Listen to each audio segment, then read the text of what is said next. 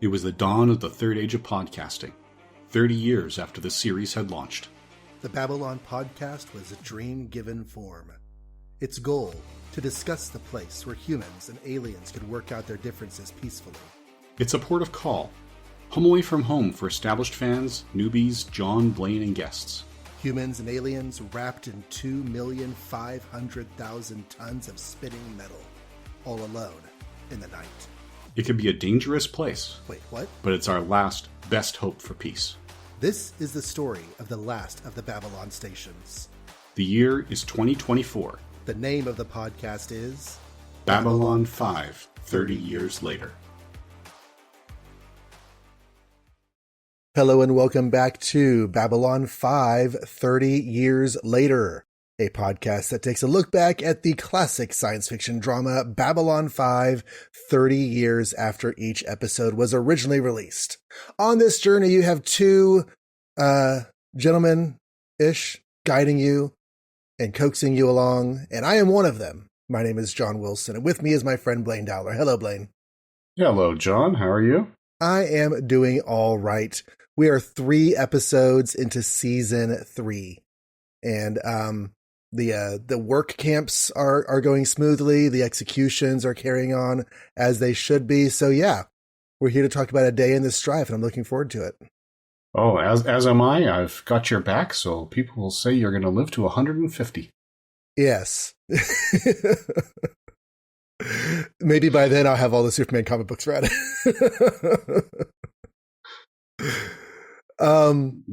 Yeah, 3 episodes into season 3. And as we always comment, it's funny because we're going to have a break after next week because they're going to take another broadcast break. But this one did come out on 20th of November, 1995. So it's probably going to be Thanksgiving this Thursday. Or what day of the week is 20th November, 1995? Are we coming out on Wednesdays now? Yes, this episode will come out on a Thursday, actually. Okay. Alrighty. So we shifted to Thursdays with the start of season 3. Thanksgiving next week, then. Okay, that's like a month past Thanksgiving here. Yeah. Well, let's just be honest. Americans are more important, so our Thanksgiving is better. Yeah, our Thanksgiving is your Columbus Day. Oh, so you're giving thanks for the wrong thing, then. Yeah, it's also not nearly as big a deal in Canada as it is in the U.S. I know U.S. it's, not quite Christmas level, but I know it's significant for a lot of people. Which is a little bit odd when you think about it, but yes, it is. Yeah, here not so much. It's, we use it as a good excuse to get together with family. Uh-huh. But yeah, it's one where the originals, it doesn't make much sense. Gotcha. So. Well, this episode was written, as they all are during this era for the show, by J. Michael Straczynski, directed by David J. Eagle, whom we've seen before. And yeah, I guess we'll get into this. This one's a little bit weird in my head because I feel like there are several disparate plot threads that don't really feel like they come together. One is that Nafar of the Narn has come to the station, and his intention is to meet with Jakar and get him to come back to the homeworld because, he is that one holdout the Centauri were not able to subdue. And he has a lot of remote influence on Narn culture. There's a lot of underground rebellion might be too strong a word at this point, but at least resistance, fomenting that he is actually helping to influence and promote from the station. So Nafar comes to the station. He meets with Londo because Londo has the say in whatever the Narn do. And it's a really weird, intimidating conversation. Londo gets really nasty, talking about, all the efforts being done on the planet to subdue the population, the work camps, the executions, the things I made references to earlier. And so he really puts Nafar in his place and then says, yes, fine, you can go meet with Jakar. After Nafar leaves that conversation, Veer, who was there and heard the whole thing, was like, is it really necessary? You've already broken his will, do you need to break his spirit? And Londo's like, yes, of course. I thought you understood that. We are not going to give them any opportunity to repeat what has gone before, which is, of course, faulty logic, but it is Londo. So that's going to spin off into this thing where Londo decides he no longer wants Veer on the station. He's still fond of him, but he feels like his, not really being in line with the vision of the Centauri occupation of the Narn homeworld is not going to work in his favor. So he has a conversation with Delenn to ask that she set up a situation for Veer to go and have another diplomatic post with the Minbari on planet Minbar. And at the end of the show, Veer leaves. So he's gone. I don't think we should actually talk about whether or not he's going to come back or not, because as far as the viewers are concerned, he's gone, and I don't know if he's back. So I feel like commentary for later. I was going to say, I feel like the departure was too small for it to be a final departure, but I don't know what's going to happen. Anyways, we'll talk more about it later. So back to the main threads. Nefar does try to get G'Kar to come back. G'Kar, of course, very much resists, but the Narns on the station start to grumble about the fact that, their families are suffering, and there's a lot of tension back and forth. The person who Nefar brought with him, which is spelled Talon, but I don't know if it's Talon. I can't remember if they've ever said it out loud. He, while doing his job for Nefar, also seems to be sympathetic secretly to G'Kar. And so there are some conversations about that. And ultimately, after a lot of back and forth, the Narn people you know what? Our families might lose their lives, but we're fighting for their freedom. And that's more important. So they decided that G'Kar should stay on the station. Meanwhile, there is this random probe that approaches the station and says, "Hi, station. Are you smart? Here's a test. And if you pass it, that means you're smart, and we'll give you lots of cool technological advancements. And if you don't pass it, that means you're not smart and should die."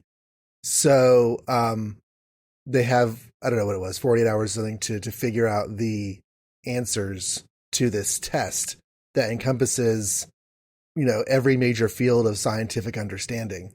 And they're searching their own databases. They're contacting people back home. They're having trouble getting through to some people. And eventually they get all of the answers just in the nick. But then Captain Sheridan is like, wait a second. This feels weird. Why are they trying to get us to pass this test? If they actually want to foment conversation, there are much better ways to go about doing that. This feels more like a reverse psychology thing, and Captain Sheridan concludes that instead of answering the questions to show that they're smart and therefore worthy of contact, if they answer the questions, they're going to show they're smart and therefore a threat. So, at the risk of the probe blowing up the station because they don't transmit the answers, Captain Sheridan says, don't transmit the answers. And after the timeline, the deadline ticks past, the probe flies away. And Captain Sheridan says, whew, okay, but just to prove my point, let's send a worker bee out there to talk to the probe. And I have the worker bee give the probe all the answers. Let's see what happens. So this little worker bee drone flies out to the probe. Hey, probe, wait for me. I have answers for you. And it gives the answers to the probe. And the probe says, and blows up the worker bee. So that's a second plot thread. A third plot thread involves Dr. Franklin using stims. There's a scene towards the beginning of the episode where he has come off a long shift. He is dog tired. And he and Garibaldi and some friends are out for some drinks. And he gets a call from the infirmary. And they're like, hey, there's an urgent situation and we need you. Can you back on in 2 hours? He's like, fine. I'll be back on in 2 hours. And he gets up. He's like, I'm going to go to the bathroom. He goes to the bathroom. When he comes out from the bathroom, he is suddenly piping hot and full of energy. He goes dancing with the girl in the bar, and Garibaldi arches his eyebrows. So later in the episode, he has a conversation with Franklin, reminding Franklin, hey, I've got this glass of water here in front of me, and the reason it's water and not something else is because if I have one drink of something else, I don't know when to stop, and that's a problem, and I can't risk that. A lot of people have problems that they wrestle with, whether they be alcohol or stims. And Dr. Franklin's like, uh-huh. And they have kind of a tense conversation where Franklin gets very defensive, insisting he does not have a problem. And they agree that he will cut back on the stims. Now, cut back is a loose word. It does not necessarily mean absolutely quitting. But over the rest of the episode, as things are really tense, Dr. Franklin a couple of times looks at the stims in his drawer. He gets extremely irritable with people, being on the verge of insulting their profession because the tensions with the probe about to blow them up. And after thinking about the stims and not taking the stims, he finally does take the stims. Which, okay, whatever. But here's the kicker. Next time he talks to Garibaldi, he says went through the entire situation, never touched the stuff once. And that's the problem. So he and Garibaldi agree that he doesn't have a problem, even though it's a lie, and they continue on about their life. And those are the plot threads that, like I said, they feel very disparate. They're concerning overlapping events, but they don't really interact with one another. But that's the episode. Did I miss anything? There was the union negotiation. Oh, yeah, at the beginning and the end. Yeah. So it wasn't really a plot thread, but it opens on this big trade union negotiation. People are very, very upset and very adamant. And Ivanova's having trouble keeping them under control. So one of the guys gets actually physically threatening with a weapon of some sort. Sheridan walks down to him and hands him his blaster and takes his bludgeon weapon. Says, all right, let's go. And the guy eventually becomes full of hot air and backs down. So Sheridan takes his blaster back. Ivanova is aghast and appalled that he did such a thing, but Sheridan had palmed the energy pack from the blaster before he gave it over, so he wasn't actually in any danger. So that's there. A couple of times through the tense parts of the episode, Sheridan is both at first glad because if they blow up the station, he will not have to deal with these trade negotiations. And then at the end, whenever they don't blow up the station, he's like, damn, I have to go to deal with those blasted trade negotiations. And we end the episode on another uproarious trade negotiation meeting that's not being very successful. So, yes. Yeah, so I think that's the only plot thread. The only other thing I want to point out, you said that Sheridan had the sentry bot send the answers to prove his point. His expressed reason was concern over whichever intelligent species that stumbled on next. Okay. So he was trying to take the probe out before he went somewhere else and maybe blew up another human outpost or whatnot, because it had those answers ready. So, but other than that, yes, I think you've covered it. All right. So several things along the way. This is, it's a weird episode. The things that stuck out the most to me were the things with G'Kar and Veer. Everything else is just kind of like, okay, that's happening. And I guess Dr. Franklin with the stims, because we've known that was cooking in the background, and this is the first time that's really come up as a major point. But the stuff with G'Kar being asked to go back to the homeworld and basically turn himself in. And of course, he's very resistant to do that because he's important to his people. And he, honestly, I think he likes being important to his people. But also, he doesn't want to die. And then for them to at first be against him and then to be supporting his effort to stay on the station was interesting. Yeah, there was definitely a shift. And we're seeing the side effects of the Centauri occupation as this is coming out too. So yeah, between Talon and Nefar, and as you said, that very difficult conversation with Londo. Yeah. Difficult for Veer to watch, for Nefar to experience. It looks like Londo didn't have a lot of difficulty with it. But No, he didn't. Yeah, the audience would be struggling too in most cases, I think. And Nafar was played by Stephen Mocht, who's one of those faces you've seen in a lot of stuff. He's done a lot of TV acting. He was a regular on One Life to Live. He did several episodes of Murder, She Wrote. And, but he's also just like one of those people that you see. He had a spot role on Star Trek Deep Space Nine. He was in Graveyard Shift.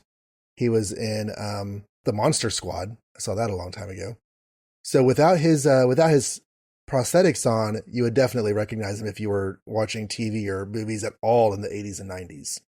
Or General Hospital, apparently. I am not a fan of soap operas. I've never seen an episode, but he was in 165 of them. Okay. As Trevor Lansing. So just that 165 episode count tells me that, yes, that would be significant. And that's more recent. That's in the later 2000s. Looks like his first role was on Columbo. David Kincaid on an episode of Columbo. Mindy likes Columbo. We're going to be watching Columbo soon. Oh, good. Columbo is very good. So he came to the station with Talon, played by Marshall Teague. And I felt like, and they acted like, we've seen him before. I feel like I recognized his face. Even his, makeup on face. And yeah, okay, yes. I'm looking. He is in 6 episodes of the show. So we've seen him before. We did. There was the episode in the latter half of season 2 when Sheridan went out to check some anomaly in a Star Fury and was abducted. Mm-hmm. And the aliens that abducted him were trying to get him and the Narn to fight. Right. Yes, this was that Narn. Okay, so they both went back to their lives after that. Interesting. Yeah, and they were actually so happy with Marshall Teague and working with him that they rewrote the ending of that episode before they filmed it so that the Narn survived. That was not the original ending, but they decided, no, you know what? We like him. We have space for him in the future, so let's give it to him. He was also in an episode of the first season called Infection without his prosthetics on, but all of his other appearances on the show have been and will be as Talon. So that's pretty neat. Yes. It was neat to see him and Sheridan talk, and that's when I first began to suspect that maybe he was somebody we knew, and also that he was somebody sympathetic to G'Kar. We see him separate from Nafar in a number of scenes so that we can get that concept across from him. Because I think if he's there as Nafar's attaché, he's going to toe the line more than if he's on his own. Yeah. Yeah. And yeah, just to clarify, his season 1 episode, Infection, he was Nelson Drake. So I believe he was the guy that actually got taken over by that insect alien technology armor suit. Oh, the one who, so he did have the prosthetics because he slowly became buggish. By the end, yes. So we saw him with and without in that one. Josh Cox has a pretty notable role in this. He is a lot younger than his IMDb picture. Pretty eyes.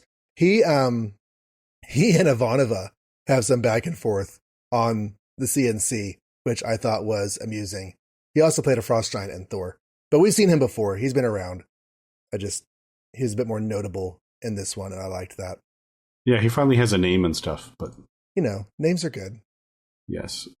But that's the main aspects of the guest cast. There are, of course, lots of other bit parts that show up, with Anne Betancourt probably being one of the more notable because she's the doctor that Franklin has an argument with regarding some of the answers that they're having trouble getting hold of for the test. But that whole answer our questions to prove that you're smart and therefore worthy of contact thing, I'm glad that did not turn out to be exactly what it was on the face value, because that was a very odd move for someone to make for an honest gesture of diplomacy. And so for it to turn out to be a deceit, I appreciated that. Yeah, and that was actually inspired by a 1968 House Sciences Committee closed-door hearings about what to do in the event of extraterrestrial life, where they had the debate, if a probe comes through the solar system and asks to make contact, do we make contact, yes or no? And after heated debate, the US government decided to say no, not until we understood what was going on. And when JMS was invited to a meeting of basically a bunch of big brains, so scientists and science fiction authors, and felt kind of out of place, that occurred to him, and he had the chance to ask Freeman Dyson, of Dyson Sphere fame, what he would do in that situation. And Dyson was hemming and hawing and struggling with it, and ultimately said, if I was out there alone in a probe and mine was the only life on the line, I would absolutely transmit and see what happened. But if he was on Earth, he would not transmit and would not take the risk for anyone else. And seeing how much he was struggling with that ethical question inspired that plot thread in this episode. Oh, interesting. So he said he would not transmit? He would not transmit, just in case it was what they were calling a berserker, which is what Sheridan called it here. Interesting. Something out there to find potential threats to wipe out. The phrase that you use, that he would not take the risk, feels odd because it is a risk. It's a risk that you're wrong. And that it is that you're going to get blown up for not transmitting. But I guess either way. I guess getting blown up and dead is not the same as therefore being invaded or whatever.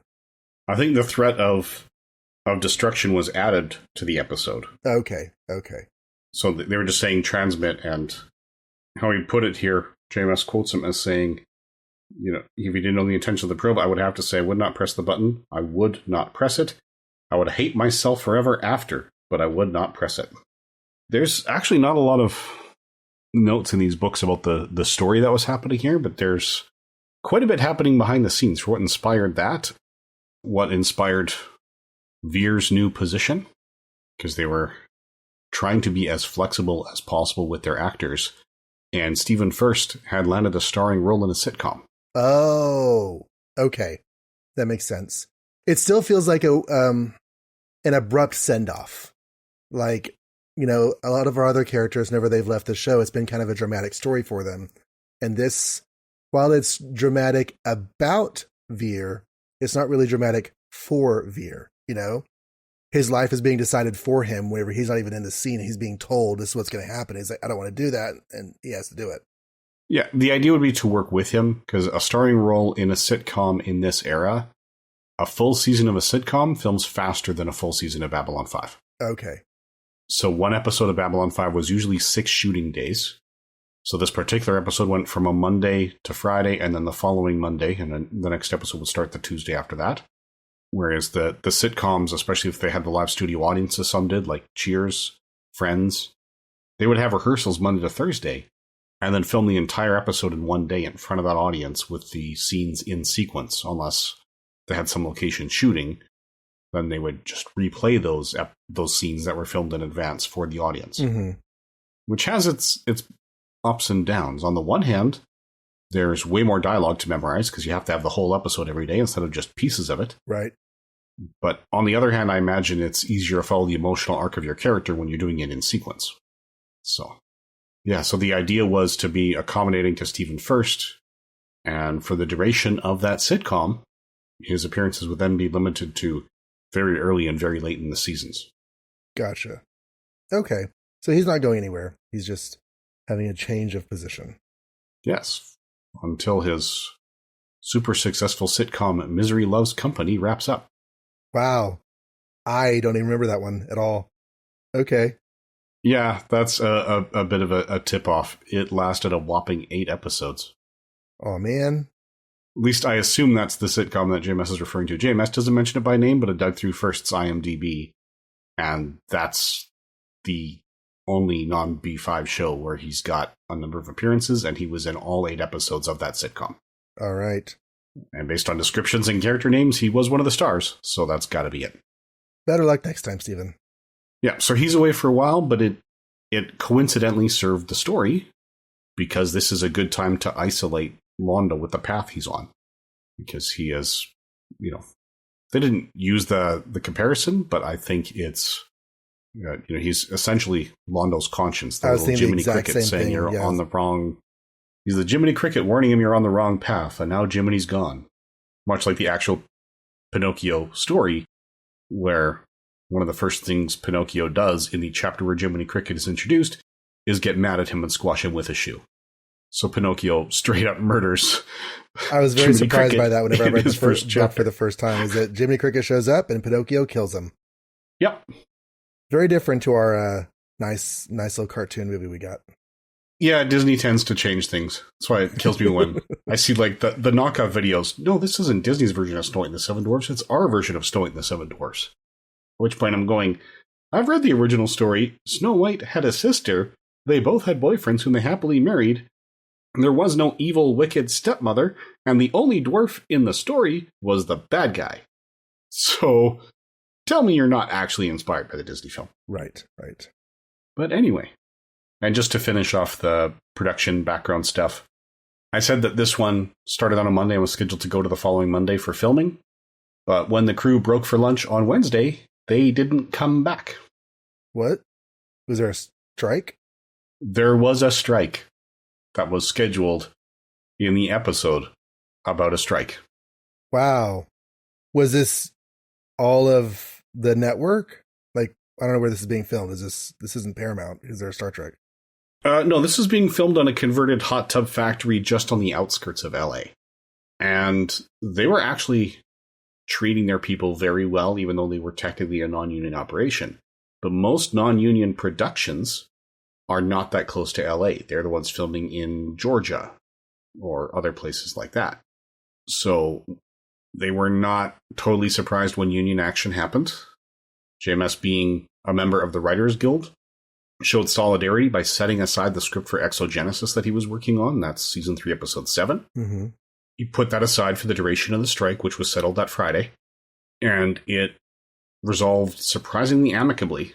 So basically he sat down, and even though they were providing comparable or competitive salaries compared to the union and a better benefits package, they didn't go to the full union scales across the board for what they call the below the line people. So that's, above the line and below the line in terms of production. Short version, it's names in the credits and names not in the credits. So like, you don't see the carpenters in the credits. Typically, they're below the line. Right. So they were trying to figure out what happened with the unions. And the issue was that most shows filming in LA have budgets of at least $1 million per episode. And Babylon 5 never exceeded that in the whole run. So they were trying to find ways to work within those budgets. And they actually did it by sitting down with the unions and opening up all the books, saying, we want to work with you. We want to make this happen. Let's figure out how it works. And what they ended up doing was basically making personal sacrifices. So it was up to Straczynski. John Flynn, we've mentioned, was the director of photography who directed a few episodes and was starting to direct them on a regular basis each season. And Douglas Dender was the producer. JMS gave one of his seasonal script salaries. So he went unpaid for one script each season to help make up what they could, because after going through it all, there's still a $40,000 shortfall. That came from one of his script duties. John Flynn gave up one of his director salaries to help make up the shortfall. And Doug Netter gave his best wishes, apparently. But between Straczynski's script fee and Flynn's director fee, they covered the rest and worked out a contract that all the unions agreed to that is now still used in the LA region for productions with budgets under $1 million per episode. And it is known as the Babylon contract. Oh, wow. So this episode, behind the scenes, this episode had a lot of impact, or at least the events around this episode. It did. Yep, and they will continue to have impact. We'll go through it a little bit later, but as I said, yes, he set aside the script for Exogenesis for a few days and then came back to it. So, alrighty. So, what else do we have in this one? We have Nefar is an interesting person. I feel like he's doing a distasteful job. He does get called a collaborator. They do. The Narns do yell at him for working so closely with the Centauri, but there are people who value their lives and their family and don't want them to get hurt, and so they succumb to the threats and they work for the enemy because they think that's the best thing for them. I'm not passing any judgment, but it's not an easy place to be in, and he does get verbally abused on both sides for it. Londo puts him in his place, and then his own people insult him. So he's an interesting character. I don't think he comes back because there's only one appearance for that actor on the show. Yeah, JMS confirmed that we didn't get a departure scene for him, but when G'Kar eventually decided to stay, then Nefar's purpose was done, there was no reason for him to stay. Basically, his mission had failed, so he was sent back. But yeah, as you were saying, Nafar is one of those guys who he made bad choices, but I can't guarantee that I wouldn't make the same choices in his place. Mm-hmm. So he's understandable in his role. Yeah.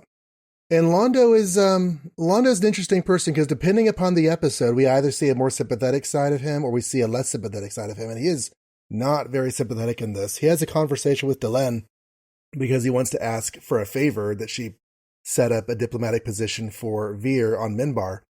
And at the beginning of the conversation, he says, I feel like we don't talk anymore. I feel like I've lost a friend. And she says, yeah, I think you've lost more than a friend, but that's between you and your gods. And so, yeah, whatever professional or otherwise respect or affection she had for Londo is gone, absolutely gone. And so it's interesting. He's very much a person, even though he's stepped away from the shadows. Everything he's done so far it's still very much the reality of their world. Mm-hmm. Yeah, that conversation he had with Delenn was a good one. We don't see much of Delenn, but they used her very, very well, if sparingly. I think I might be out of things to say though on the episode. Did you have anything else you have in our main segment here? I don't, because as we said, the day in the Strife is a take on the fact that it's a day in the life. There's just a lot of things happening. We mentioned that this establishes a new status quo for Veer, and it cements Jakar's unofficial role, even if he has no official one. We see the next step in Franklin's use of stims, and I think we've covered all the key points. Yeah, Franklin and the stims is a whole thing. It's it hits some expected beats of the drug addict conversation.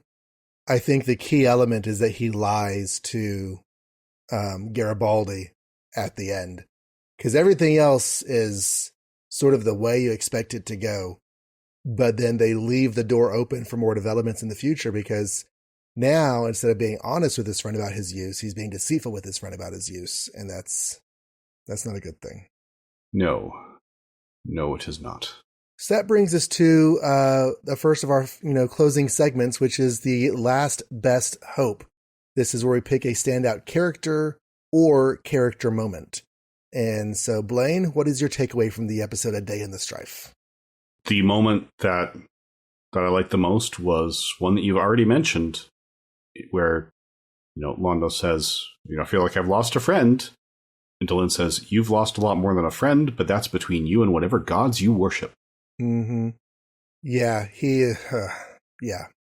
I was actually torn on two, because the standout character moment I saw for Londo was whenever he is so nasty to Nafar.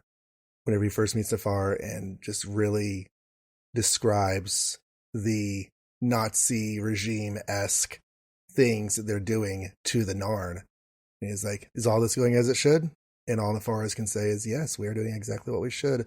I.e., yes, I am helping to kill my own people for you. Thank you. It was just such a gross moment that stand out for him.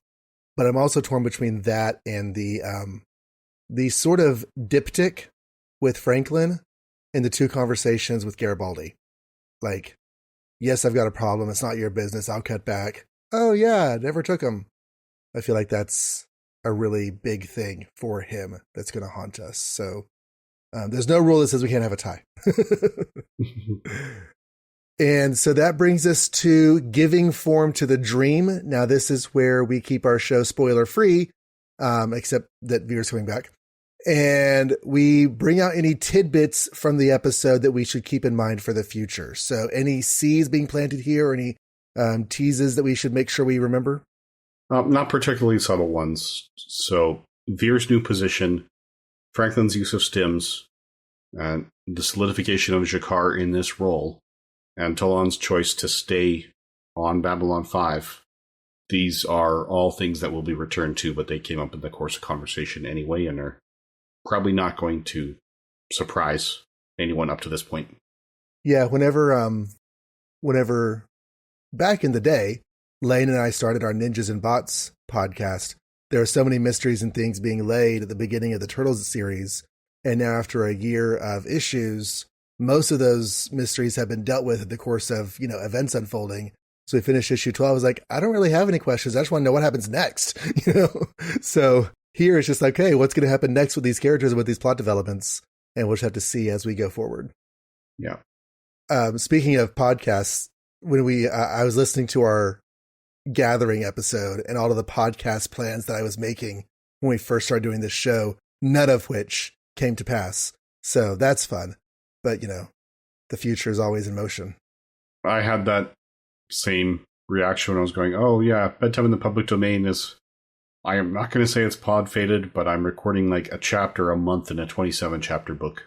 Yeah. So, because for a while I switched to AI voice generation just to keep up with the schedule, but I wasn't happy. The listeners weren't happy. So I'd rather release, one book a year or less that I'm happy with than 10 books a year that I'm not. Right. Because then if you're not enjoying what you're doing or the result of it, then why do it? This is podcasting. It's a hobby. Yep. And I'm really enjoying recording War of the Worlds. It's just, that's a good book. Taking me a long time to do the recording.